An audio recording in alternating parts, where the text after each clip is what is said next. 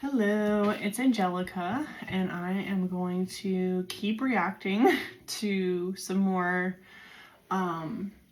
Black Crowes and Jimmy Page collaboration. They had put out an album, a live album together in March that is absolutely amazing. They did a tour. I believe this was...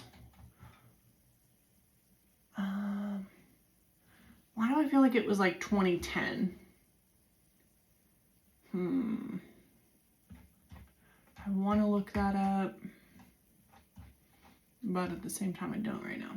Anyways, it wasn't like, it didn't just happen. It was some years ago, but not like the fucking 70s like Led Zeppelin. So I'm trying to just kind of go through different songs from this Live at the Greek album.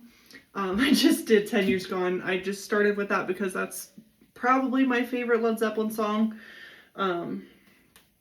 But I know there's a lot of great songs in here. I have heard a lot of these before.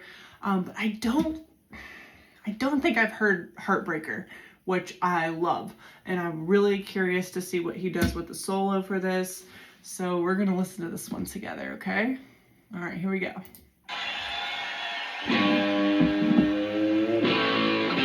Yes! Oh!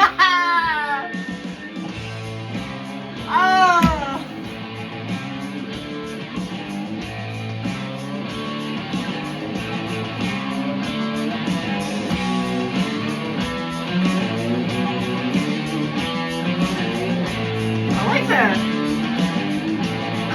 Maracas? What are those?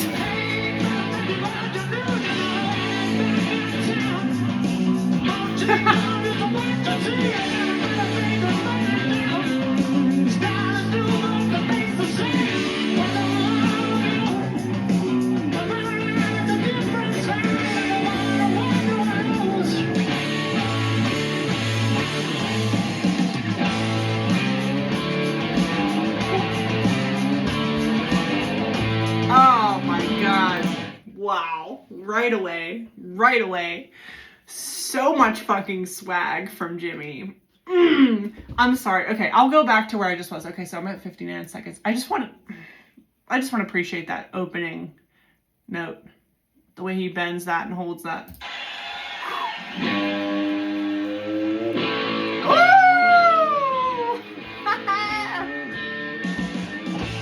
Oh, that's so good. Ooh.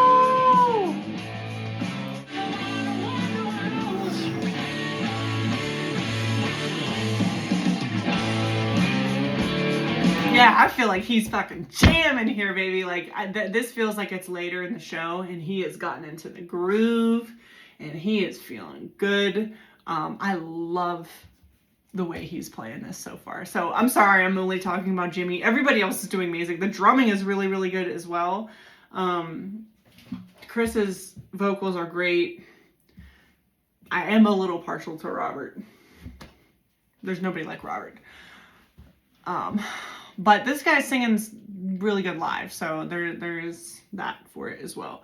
And I know there's probably a million other guitar players on stage and a bass player. And I don't know if somebody's playing a fucking maraca or what. I don't know what those things are that you shake with the beads in it, or if that's like a brush situation. I don't know, but it's got kind of a, I don't know, it's got a bop to it. I love it.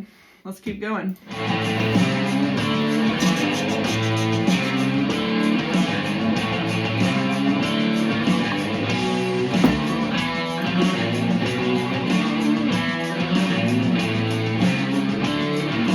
Hell yeah.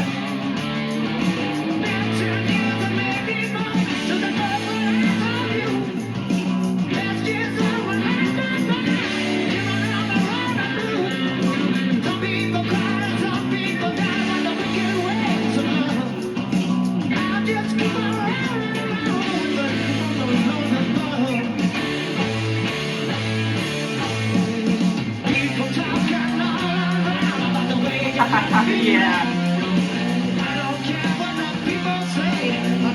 I feel like it's a little bit slower, and I'm liking that.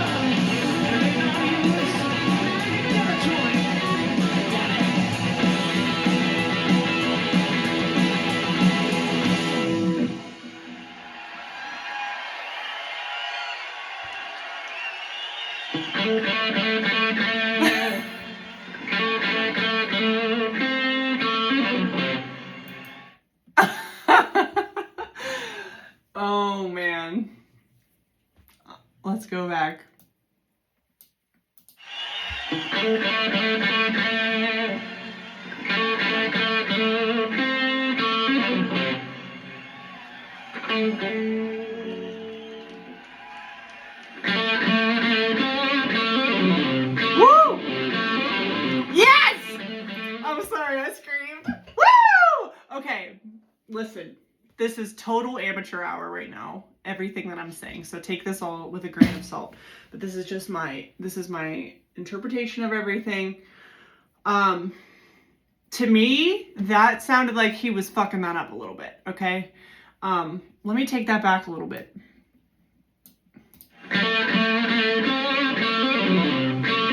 Yeah, that was better. Wait. Okay, wait, hold on. It was the first. Yeah, right there.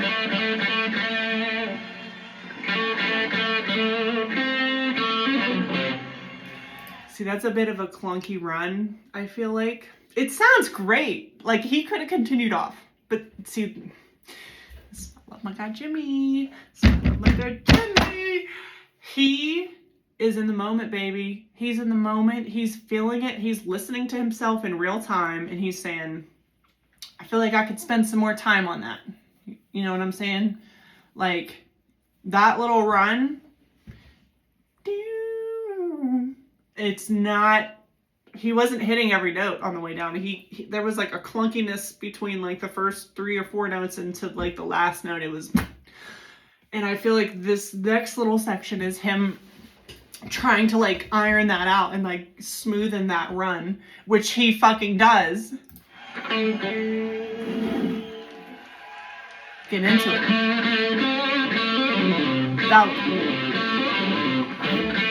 Like, I do that when I'm playing the piano. Like, you do, you know, you get to this one section that's, like, kind of difficult, and you fuck it up, and then you just want to, you know, do it over and over and over and over again. And, like, I feel like that's him, like, warming himself up for this solo, but still making it super musical and super dramatic, and still a performance, and not, like, I'm just watching this guy, like, rehearse his guitar part that he should have had together for this. You know what I'm saying? Like, it's beautiful. It's beautiful. It's real. And he's totally, it feels like he's totally comfortable with it. Wow, I'm so happy I'm listening to this. I did not hear this before.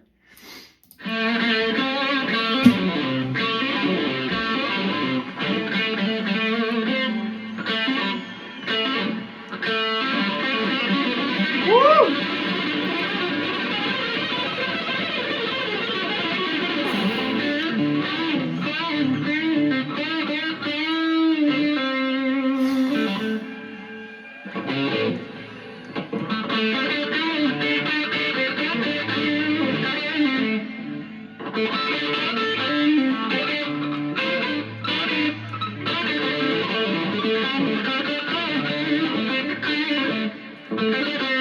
Wow. What's interesting to me is I feel like his mistake, if you even want to call it that, has now become the theme of this part of the solo. He keeps going to that.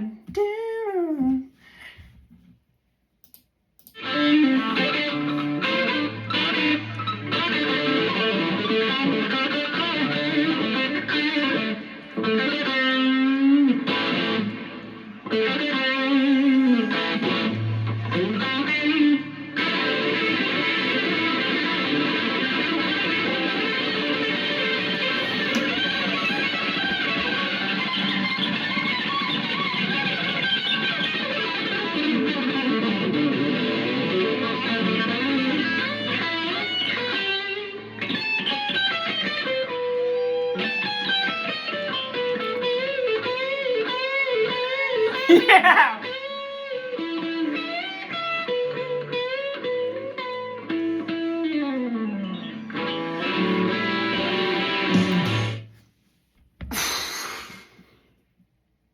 I'm sorry. I have a lot to say, but I just want to hear that last little part. What? How did he do that?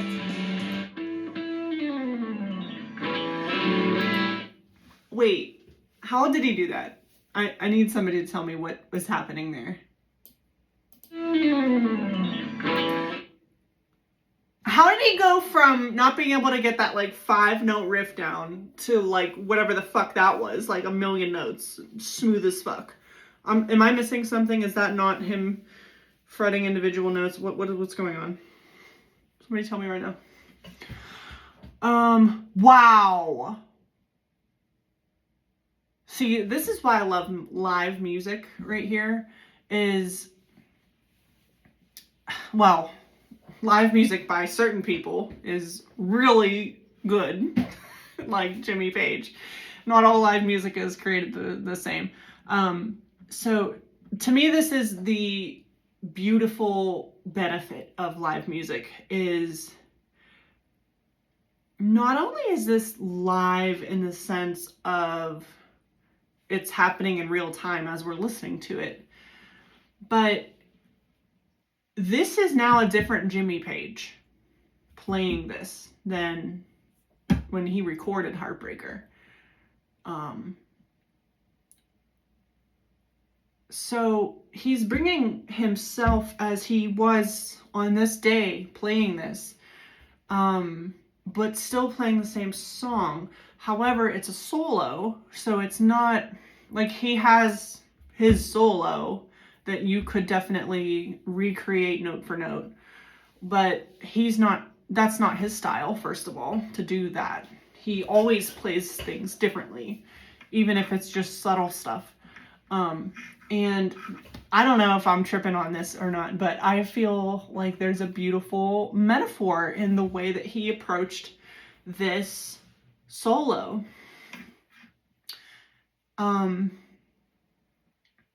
Jimmy, we have to think of the context of when this, was performed. This is after Led Zeppelin, this is after The Firm, and, all these other things. I think he did like Coverdale and Page and like other things. And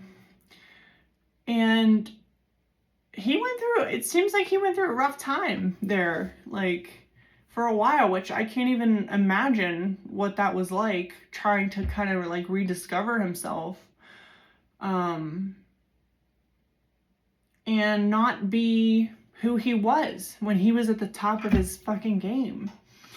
And I see a beautiful metaphor in the way that he approached this solo, in that he started it out great. Like, listen, it was better than most, as it was in the beginning, but he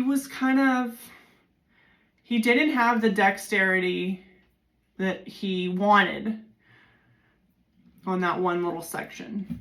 And instead of trying to ram on and just finish the solo and try to make it as close to the original as it could be, and like play as well as he can, all that pressure of like, this is what it should sound like. It shouldn't have sounded like that. When I did that and it sounded sloppy, that was bad. Like that, he could have easily gotten like lost and carried away in that train of thought of like, I fucked up like the beginning part of the solo. Like, now what?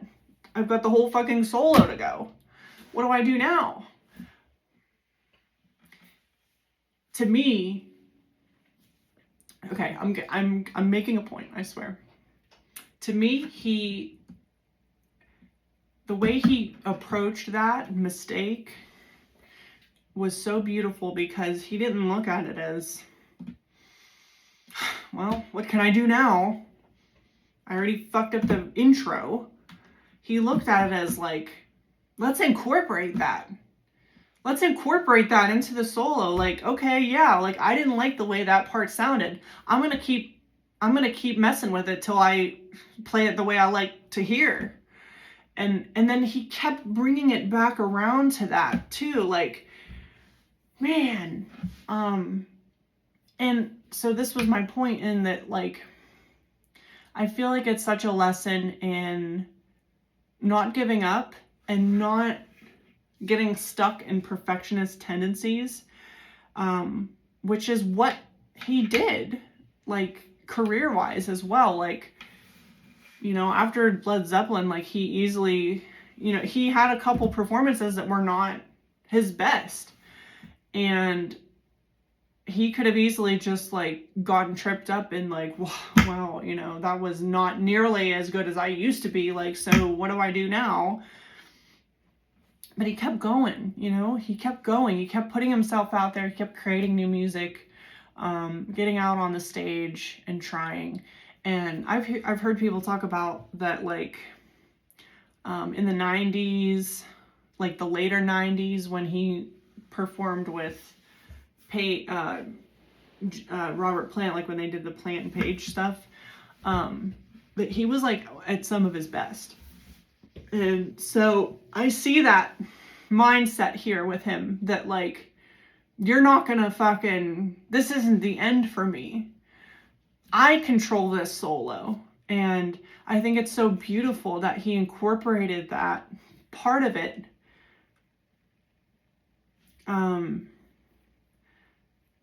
So beautifully. And I feel like it speaks to his tenacity and his spirit.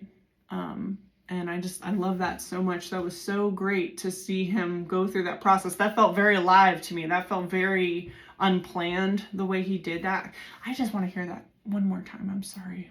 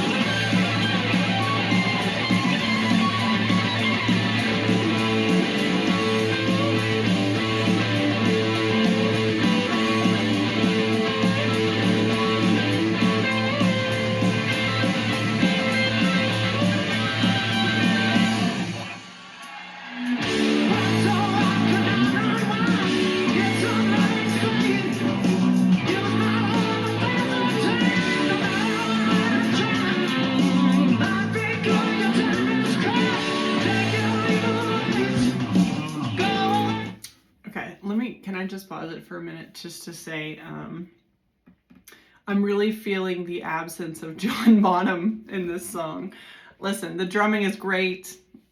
He's great, you know, whatever. Those, I'm really missing those fills from Bonham. You know, just, I mean, he came up with something different every fucking time. And there's no fills in this at all. Which is fine. They're not trying to be Led Zeppelin. I'm not hating or anything. I'm just saying personally, I miss those. Like, I love Bonham's presence in this song.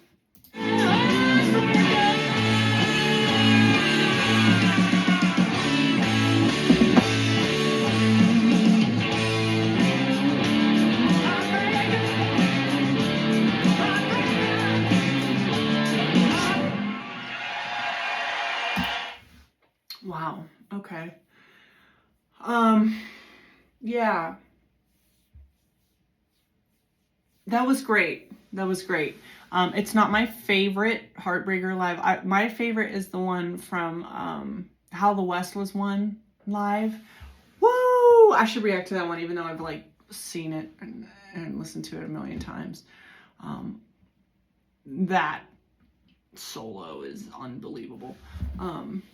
But that was really good. I went on and on about that middle section of the solo, but that was awesome. I loved that one section of the solo where he like kept hammering that little riff.